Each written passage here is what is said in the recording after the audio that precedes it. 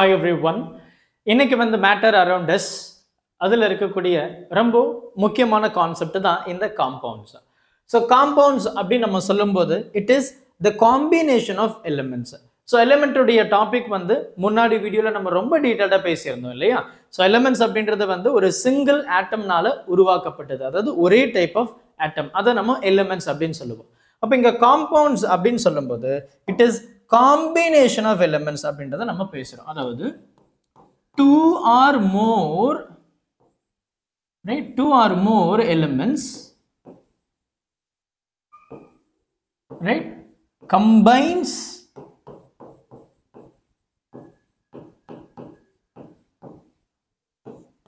to form compounds. அவ்வளவுதான், right? Elements எல்லாம் combine பண்ணி எனக்கு காம்பவுண்ட்ஸை உருவாக்குது. இப்போ இந்த இடத்துல நம்ம முக்கியமா கவனிக்க வேண்டியது என்ன அப்படின்னா, இது நம்ம பிசிக்கலி கம்பைன் பண்றோமா, பிசிக்கலி மிக்ஸ் பண்றோமா அப்படின்னு கேட்டீங்கன்னா கண்டிப்பா கிடையாது. So two or more elements வந்து combined to form a compounds, ரெண்டு இல்லை ரெண்டுக்கும் மேற்பட்ட எலிமெண்ட்ஸ் எல்லாம் சேரும்போது நமக்கு காம்பவுண்ட்ஸ் அப்படின்ற ஒரு புது ஒரு சப்ஸ்டன்ஸ் வந்து நமக்கு கிடைக்குது. அப்போ இதை எப்படி கம்பைன் பண்றோம் அப்படின்னா பை கெமிக்கல் காம்பினேஷன். ஸோ இது நம்ம பிசிக்கலா பண்ணல, but chemically we are combining, right? So chemically combined. அப்போ எனக்கு ஃபார்ம் ஆகக்கூடிய இந்த நியூ சப்ஸ்டன்ஸ் இருக்கு பாருங்க, இந்த நியூ சப்ஸ்டன்ஸ் வந்து ஒரு டிஃப்ரெண்ட் ப்ராப்பர்ட்டி எடுத்துக்குமா. ஃபார் எக்ஸாம்பிள், இப்போ நமக்கு வந்து கார்பன் அப்படின்னு ஒரு எலிமெண்ட் இருக்கு, கார்பன். இந்த கார்பனோட ஆக்சிஜனை நம்ம சேர்க்க போறோம். அப்போ இது எப்படி மாறிடும் அப்படின்னா CO2 அப்படின்னு மாறிடும். இப்போ இந்த கார்பனுக்கும் ஆக்சிஜனுக்கும் இருக்கிற ப்ராப்பர்ட்டியும் இந்த CO2க்கு இருக்கிற ப்ராப்பர்ட்டியும் கம்ப்ளீட்டா வேற. அப்போ தனித்தனியா ஒரு எலிமெண்ட்ஸ் இருக்கும்போது அதோடைய ப்ராப்பர்ட்டி வேற.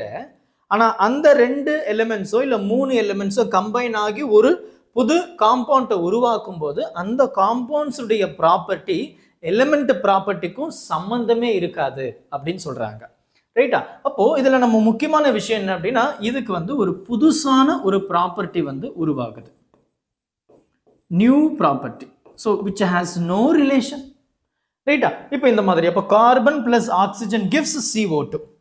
கார்பன் அப்படின்றது பார்த்தீங்கன்னா நான் metal, O2 oxygen is a நான் மெட்டல். ஆனா இது ஃபார்ம் ஆகிறது பார்த்தீங்கன்னா CO2 விச் இஸ் கேஸ். அப்போ இந்த இதுக்கும் சம்பந்தமே இல்லை பாருங்க. ரெண்டு எலிமெண்ட்ஸை கம்பைன் பண்ணும்போது CO2 அப்படின்ற ஒரு புது காம்பவுண்ட்ஸ் கிடைக்குது. இன்னும் சிம்பிளா நமக்கு வந்து ஹைட்ரஜன் இருக்கு. இந்த ஹைட்ரஜன் வந்து நம்ம ஆக்சிஜனோட கம்பைன் பண்றோம். அப்போ இது என்ன ஃபார்ம் ஆகும் நமக்கு தெரியும், H2O ஃபார்ம் ஆகும் இல்லையா? H2O அப்போ பேலன்ஸ் பண்ணோம்னா இது 2, இங்க 2, ரைட்டா? அப்போ எனக்கு H2O வாட்டர், ஹைட்ரஜன் அப்படின்றது கேஸ், ஆக்சிஜன் அப்படின்றது கேஸ்.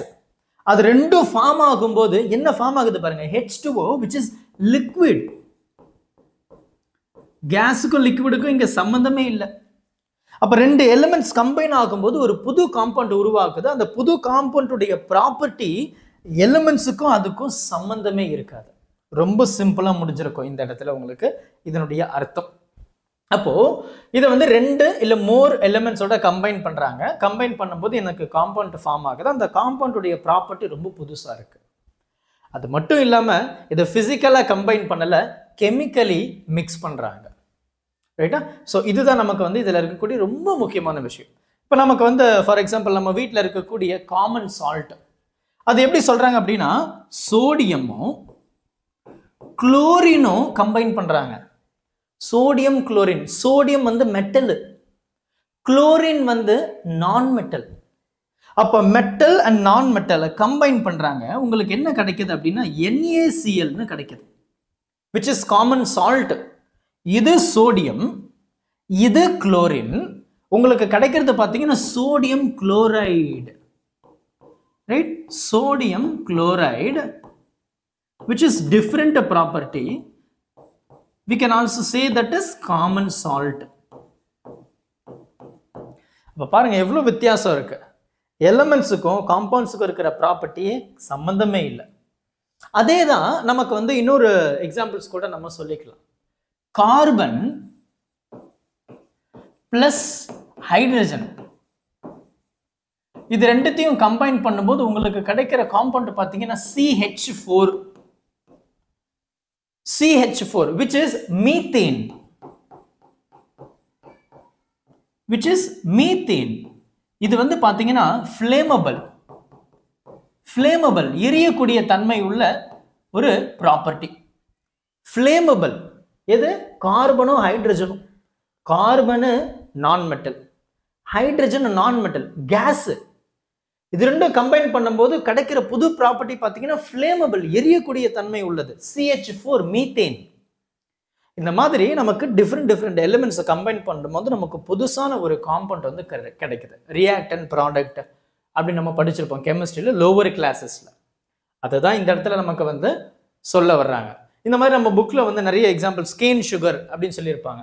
அந்த கேன் சுகர் பார்த்தீங்கன்னா கார்பன் இருக்கும், ரைட்? கார்பன் இருக்கும், ஹைட்ரஜன் இருக்கும், அதுக்கப்புறம் பார்த்தீங்கன்னா ஆக்சிஜன் இருக்கும். இது எல்லாமே வந்து கம்பைன் ஆகும்போது எனக்கு கேன் சுகர் அப்படின்ற ஒரு புது காம்பவுண்ட் வந்து கிடைக்குது.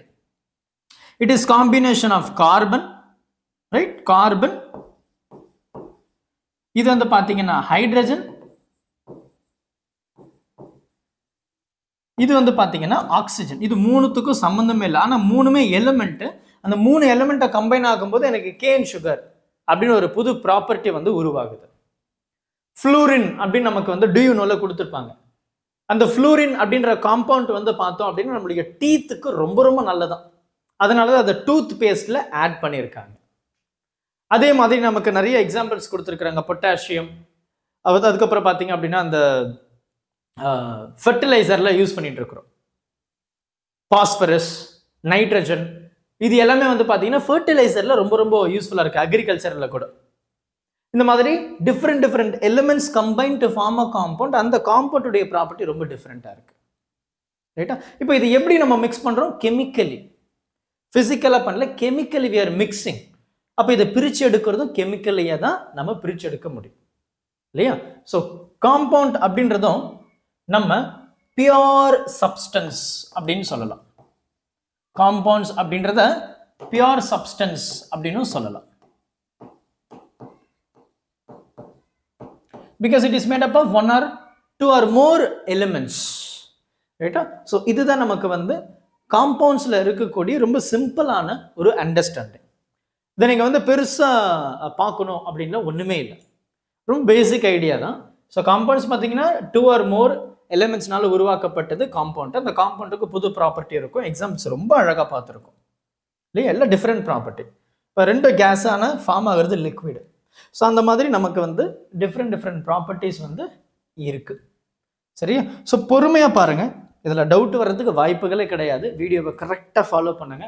அப்படியே அடுத்து நம்மளுடைய டாபிக்ஸை எடுத்துகிட்டு போகலாம். Thank you. Help this with a smile.